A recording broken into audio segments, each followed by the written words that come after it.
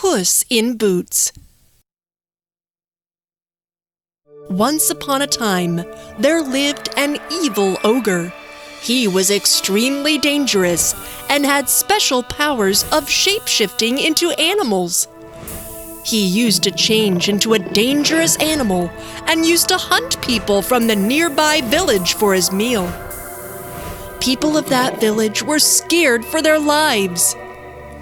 No one knew where he lived or where he came from, except one cat named Puss from the village. Puss was a dear pet of an old miller from the same village. The miller had 3 sons.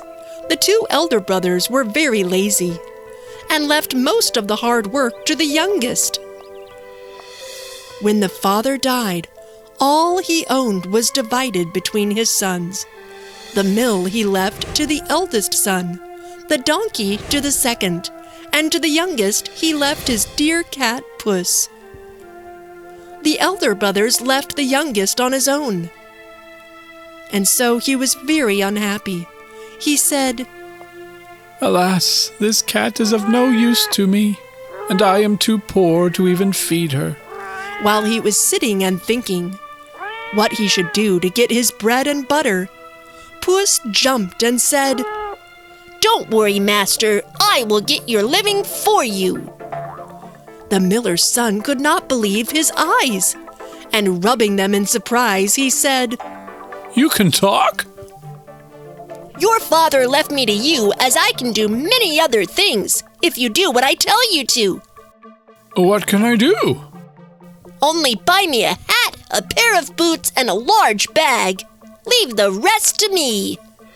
The miller's son spent his last pennies and gave him a very smart hat with a feather in it, a pair of brown-colored boots, and a nice large bag. The cat then put on his pair of boots and his hat, and then took his bag and at once headed towards the jungle. It was a rare thing to see, and so Miller's son called him Puss in Boots. Puss picked some carrots from the farm on his way to the forest and put them in the bag.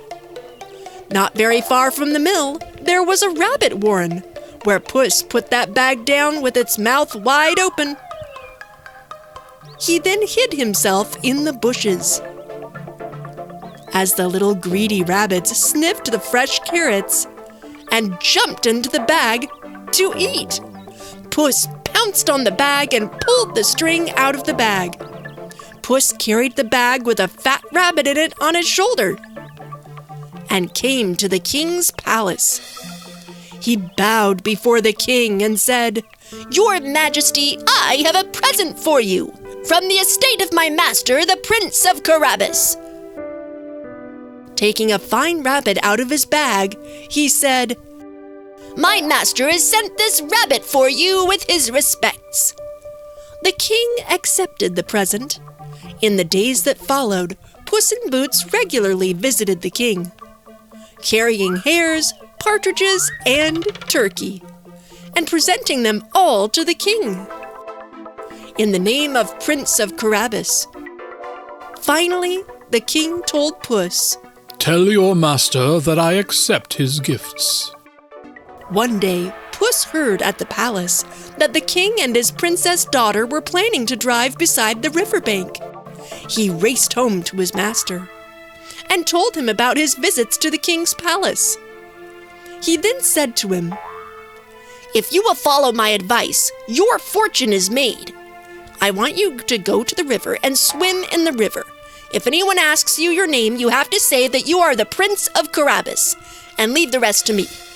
The miller's son did what the cat advised him to do, and while he was in the water, Puss took away all his clothes and hid them in the bushes. As the king's carriage arrived, Puss ran towards them shouting, "Help, help, help! My master, the Prince of Carabas!"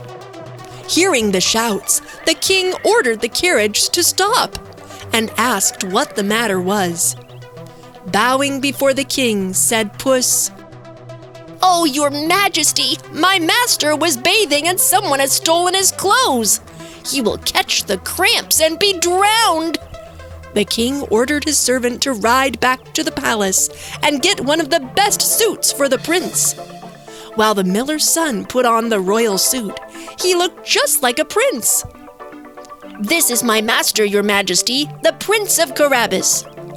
Puss graciously introduced the miller's son to the king and the princess.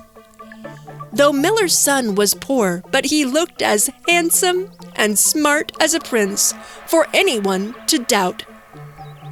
The king invited him to sit in his coach and said he would drive him home. Puss told the coachman where to go and ran ahead of the carriage across the field. On his way, Puss met some haymakers. He warned them, "If the king asks you to whom do these fields belong, say it belongs to the Prince of Carabas. If you don't say so, the king's men will cut you into pieces." The haymakers were so frightened that they promised to obey the cat. Puss warned everybody who met him on the way. The king, who passed by after some time, wished to know, and so he asked, "To whom do these fine fields belong?" The haymakers answered, "To the Prince of Carabas." The king was very pleased and turned to the miller's son and said, "You have a fine property." Running ahead, the clever cat reached the huge castle where he knew the ogre lived. Though terrified, he entered the castle boldly and said, "Oh, great ogre, I am a great admirer of your powers." The ogre was pleased to hear it. Puss further said, "Dear me, I would like to see your ogre ship." "Yes, of course," replied the ogre in full pride. In a flash, the ogre turned himself into a lion and roared loudly. "It's amazing that you can become as big as a lion. But can you become a small creature such as a mouse as well?" Puss asked the ogre bravely. "That's not a problem at all," said the vain ogre, and he changed himself into a tiny little mouse. Puss sprang upon the tiny mouse and gobbled him on the spot.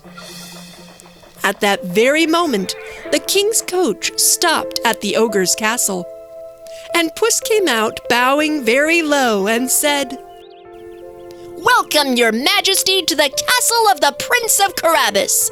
The king, the princess, and the miller's son went inside the castle with Puss and sat down to a great feast. The king was very pleased with the miller's son and thought him such a good match for his princess. He turned to the miller's son, saying, "Will you marry my daughter?" "Your Majesty, it would be my pleasure to marry such a beautiful princess."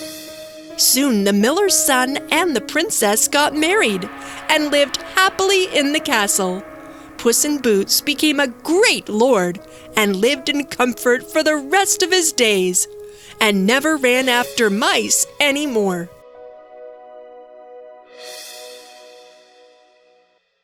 The end.